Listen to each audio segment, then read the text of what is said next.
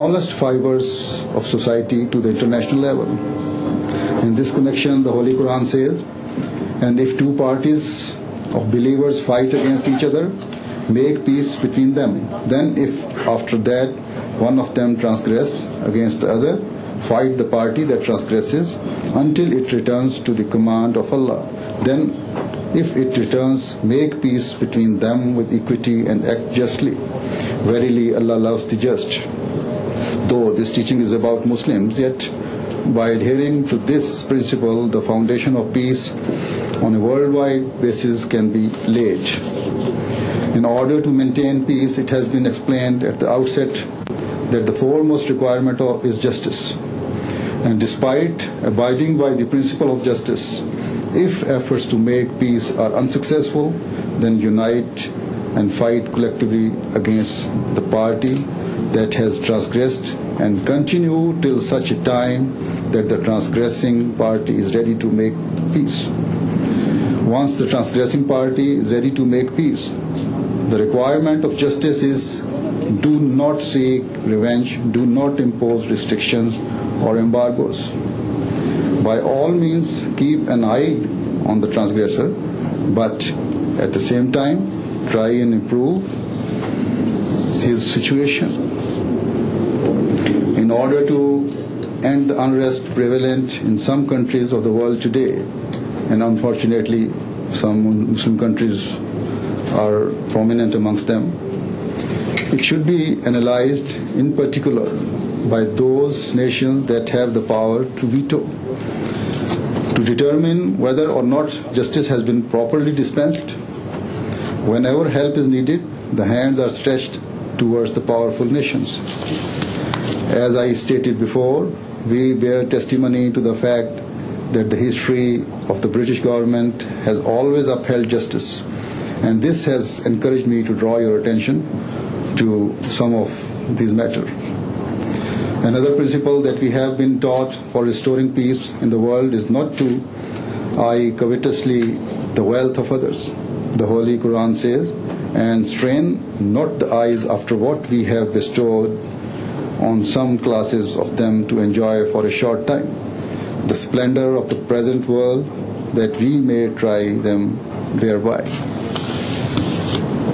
Greed for any envy of the wealth of others is a cause of increasing restlessness in the world. On a personal basis, keeping up with Joneses, as the saying goes, has resulted in unending greed and destroyed social peace. Greedy competitions on national basis started and led to the destruction of world peace. This is proven by history, and every sensible person can assess that the desire for the wealth of others causes envy and greed to grow and is the source of loss.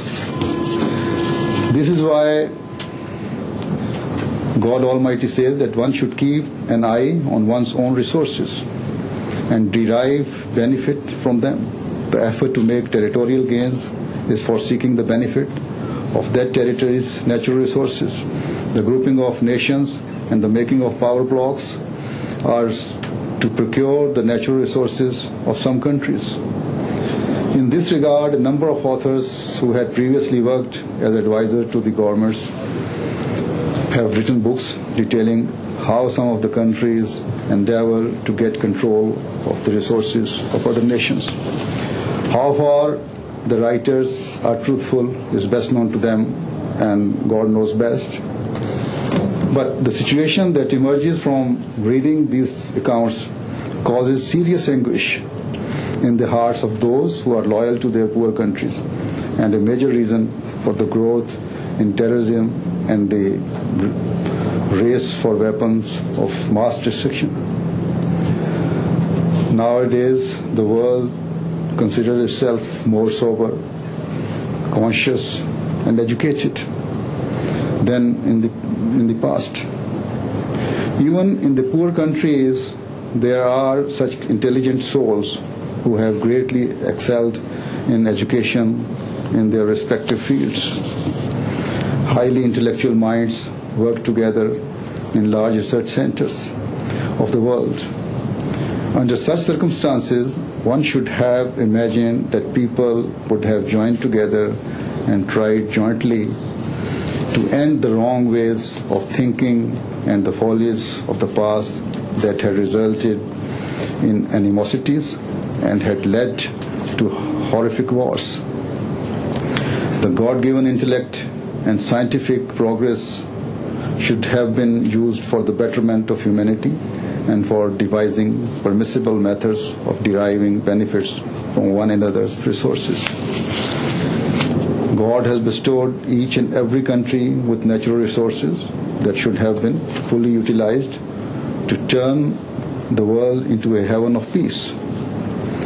God has gifted many countries with an excellent climate and environment for growing different crops.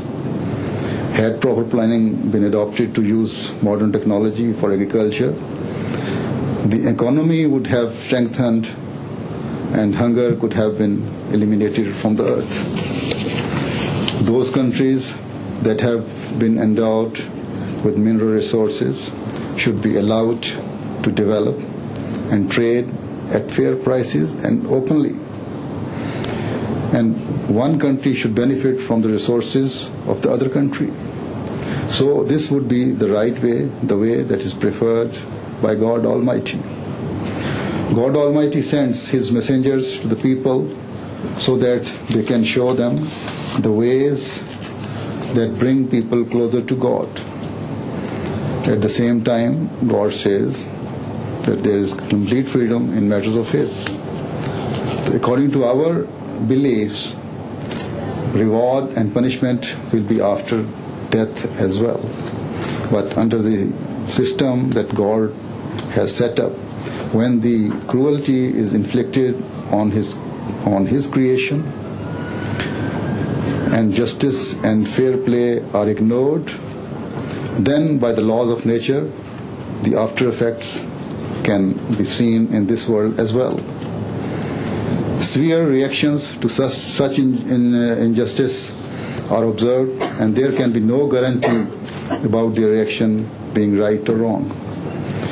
The true way to conquer the world is that every effort should be made to give the power, the poorer nations their due status.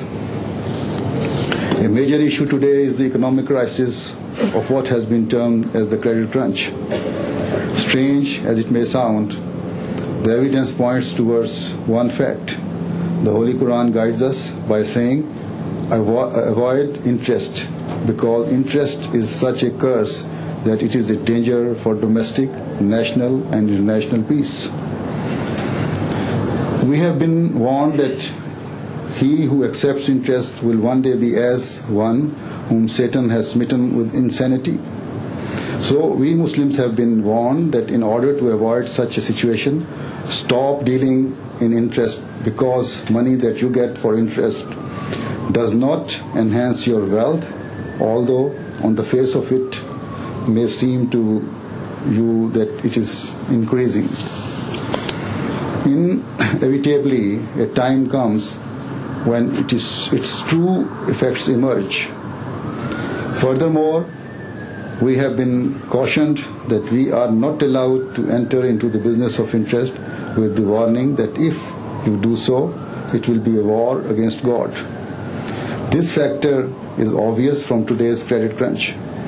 In the beginning, there were individuals who borrowed money to buy property, but before they could see ownership of the property, they used to die burdened with the debt. But now, there are governments that are burdened with debt and smitten as if with insanity. Large companies have become bankrupt. Some banks and financial institutions have folded or been bailed out. And this situation prevails in every country, regardless of its being rich or poor. You know better than I do about this crisis. The money of the depositors has been wiped off. Now it depends upon governments as to how and to what extent to protect them.